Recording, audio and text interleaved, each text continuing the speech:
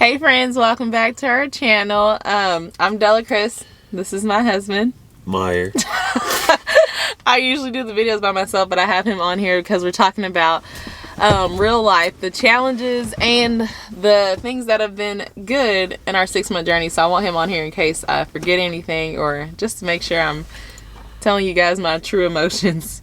So you guys, I've been enjoying y'all's comments and just like the love y'all been giving us and the encouragement y'all been giving us. Like, it means so much to us. Also, I know that some of y'all been asking a lot of questions in the comments and I've been trying to like respond, but if I haven't, keep putting them down. We're gonna do a Q&A soon with all the questions y'all are asking. There's some really good questions that I didn't even think of. So put those in the comments. If you haven't subscribed already, subscribe. And we're just gonna jump into it. We'll start with the challenges or the hard things because I know that's what y'all want to know, but stay tuned for like the good and the positive because I feel like that's the most surprising thing. And the good things, like, I don't know, it shocked me really. Okay, you ready? Yeah, come on. Okay, number one challenge is the bathroom situation. Like clogs, y'all. Yeah.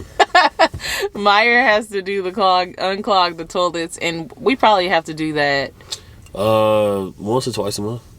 and we probably should do it more. Yeah. So that's just something to think about. Like, I guess that's just part of RV living. It's not the toilet, it's like the drains, the tank system. The tank system, yeah. Sorry.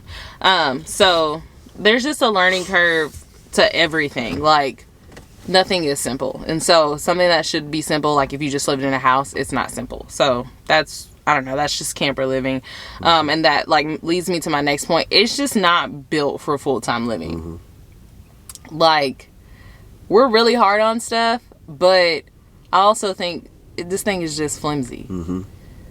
Like, what were you saying about the nails? Like the the nails they use for the table, for like the bench, the chairs for the table, aren't heavy duty nails at all. So it's only meant for recreational use.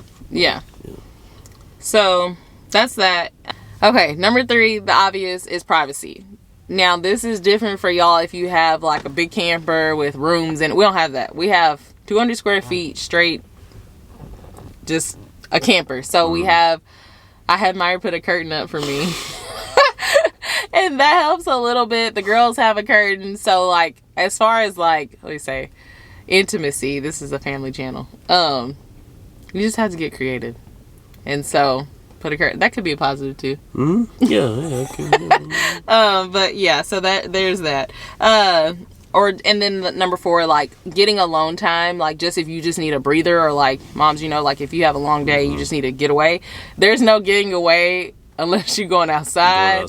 Yeah, or to the bathroom. And the bathroom is small, so you don't want to be in there. Number 5, plugging stuff up, which is crazy. I didn't even know that would be a challenge, but like if I'm blow drying my hair, you can't blow dry your hair and have a space heater hooked up. Or you can't, what else have we done where we had to redo the breaker box? The Instapot. You can't cook on the Instapot and have a fan on.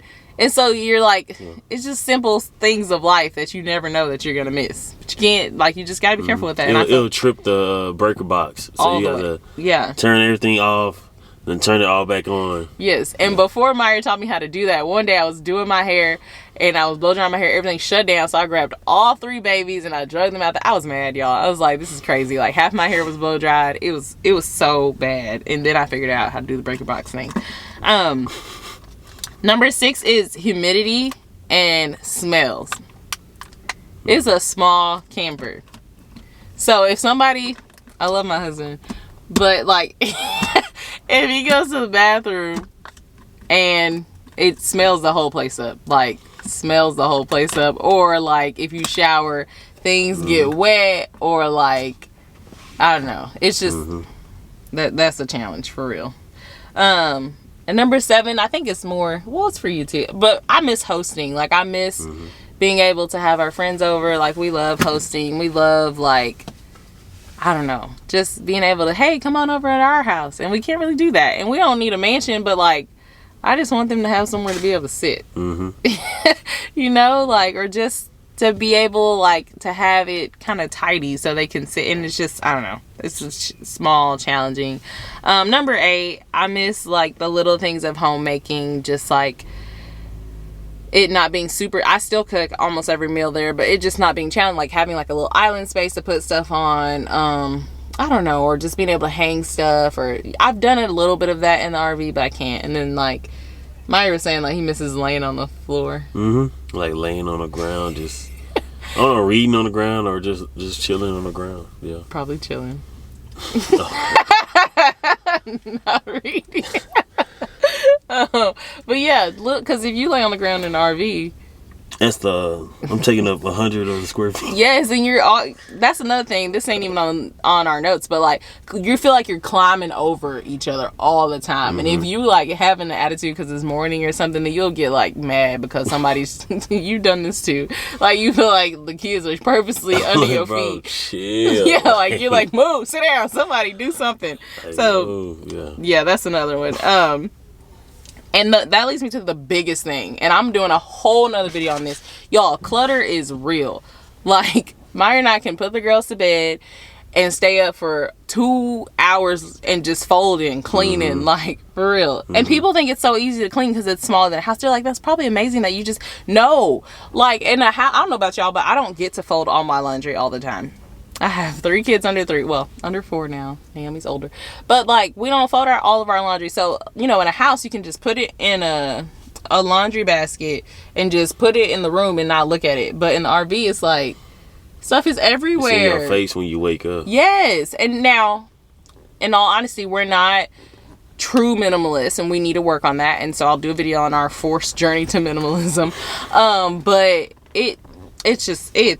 it's a lot, and it can change your whole mood if you're not careful. Like, I'm one of those people that my space and my environment changes my whole mood. And you've said that you've noticed now too that we're tiny living, that just things being organized. Even my oldest, like, that is really important for us. So that's a challenge. We just do the best we can and move on. Any more that I didn't say? No, that's good. Okay, so moving on to the positives. The first one, obviously, it's cheap. It's cheap. It's cheap. Like, we have never paid this little for living. We pay our rent. I mean, not our rent, sorry. Our land payment, because we're still paying down the land. That's cheap. And then the highest our electricity has ever been is $80, and that's during the summer, the peak of summer. Yes. So running the AC nonstop, fans on nonstop, and only $80. Yes. So, I mean, for some of y'all, you're like, that's still kind of hot, but that's like constantly using like high. Yeah. So and that's the way we've been able to aggressively pay off our goals, pay off our debt and like kind of reach our goals that way. Number 2, like, we are closer as a family, like, literally. But, like, and not even being funny, like, I know people say this and it's like, it feels cheesy, but like, when you're in close quarters with each other, you have no choice but to work things out. Like, you have no choice but to work together to make it work for you. And so I do like that, especially with our babies being so young. Like, it's been good. Number 3, we talked about this a lot, is like, we look at the definition of shelter so like differently now.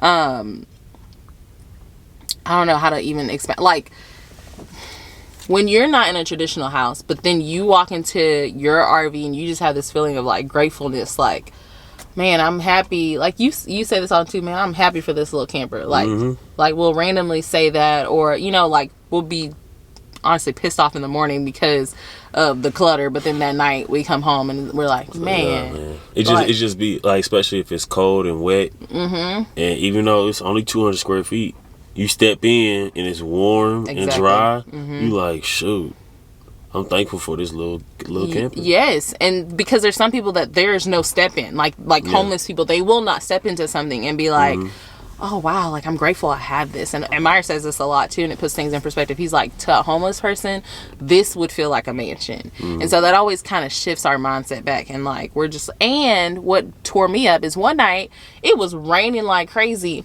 and I didn't even know there was a storm, but then like the next day everybody's like, hey, how was it for you? I knew it was a storm, but I didn't know it was that bad. Everyone's like, how was it? And then in Dallas, like, just like a city over from us, There were mansions. Did I tell you? I don't even know if I told you. There were mansions, like the whole roof came off the mansion and nothing happened to us. So for me, that just makes me realize how much we're not in control and how like temporary housing is. Like whether you own whatever.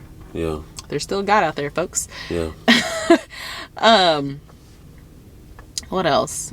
Okay, number 4 is we don't waste food because our fridge is... It sounds silly, but you utilize everything in that pantry. Absolutely. It's not big. Yes. The fridge ain't big, so everything that's in there, you're going to utilize. So, And so I think that's wonderful because I think in the U.S. we waste too much food anyways. And so it's kind of shifted our perspective on that. What else? Food, really, water, everything, because you look at it differently. What else? It's torn down walls and like allowed us to have transparent conversations with other people. Like people feel like they can be honest with us about their big dreams and goals that they have. Because I know some of y'all are watching this because you're thinking about doing this, you're praying about doing this, and that's why we're documenting. That's part of the reason why we're documenting our journey, so you can know like you can do this and just things that to expect. But people will tell us like, yeah, like I really was thinking about that, or I really want to buy this house, but everybody's like, you know, saying this and that, and we can be like, don't even worry about that. Like, do you, because we're doing it. Like, and I don't know, it's just brought me closer to a lot of different friends and even strangers being able to talk to us about stuff like that. So that's been amazing. We get to do what we love. We've told y'all that in our why video. We get to do what we love while still reaching our goals. So it's like I get to like minister to people. I get to coach people and do what I love. Meyer gets to like coach, do what he loves. We're not giving that up because we have to earn more money or we have to do this. We're not doing that. And so, but yet our dreams of owning land and like having animals, we're still doing that. And so it's amazing how, I don't know, I just feel like that's God's faithfulness, really. What else? Church starts in 8 minutes. Okay. Number 7, our idea of delayed gratification and grit. Yeah. Has grown. Tremendously. Like, because we're not going to lie to y'all, there have been times where we're like, man, forget this. We're out of here. Like, what other way how can we shortcut this process? Like, and every time we come up with an idea, we're like, let's go buy a mobile home. We're like, let's just do this and get it alone. We're like, but is that what we really want? It don't sit right. It don't sit right. And I think for me, that's a reflection of life, where there's a lot of opportunities where we can shortcut stuff, but if we do it, what we get isn't really the vision that God originally gave us. And so we're shortcutting what we could get out. And so, yeah, and we're able to teach our babies delayed gratification. Like, yes, honey, because our little, I think that's one of the challenges. She will say, I just want my own room, or not even her own room. She was like, I just want my own bed. Like, she'll be like, I have an idea, mommy. We can get bunk beds. And so we're able to talk to her about like the destination and kind of the goal. But like, honey, we got things that we need to do before we get there. And so it's hard as a mom and even as a dad. Sometimes you hearing her say that, I think that hits you and you're like, man, like I gotta get, my people out of here. But it's also, I don't know, it's a good life lesson. Like, you don't get everything when you snap your fingers. You work for stuff and things take time. Good things take time. And the last one is like the community we've been able to connect with, like like-minded people, you guys, and just, I don't know, because sometimes, like I said, like you feel lonely, you feel like the only person that needs to pay off debt, or you feel like the only person that ain't just rolling in cash but has like goals and dreams, right? Like, and so we've been able to meet you guys, and we just really appreciate y'all. So hopefully this was helpful, not all over the place. Like I said, put your comments below if questions you have that maybe we didn't hit. If you're not subscribed, subscribe. I cannot wait to do our 1K giveaway. It's going to probably be an Amazon gift card because y'all know how I feel about Amazon. And we paid off our Amazon credit card, so I'm excited about that. I'll do a debt update video later. But yeah, introduce yourself in the comments. I love hearing y'all's stories and figuring out where y'all are and where you're coming from. Like, I just love that. So see you guys next time. Love y'all. Go ahead. All right, the 5 truths of living in a camper. That's not what it's called. It's small. It's humid. It's cluttered. Ain't no privacy. That's enough.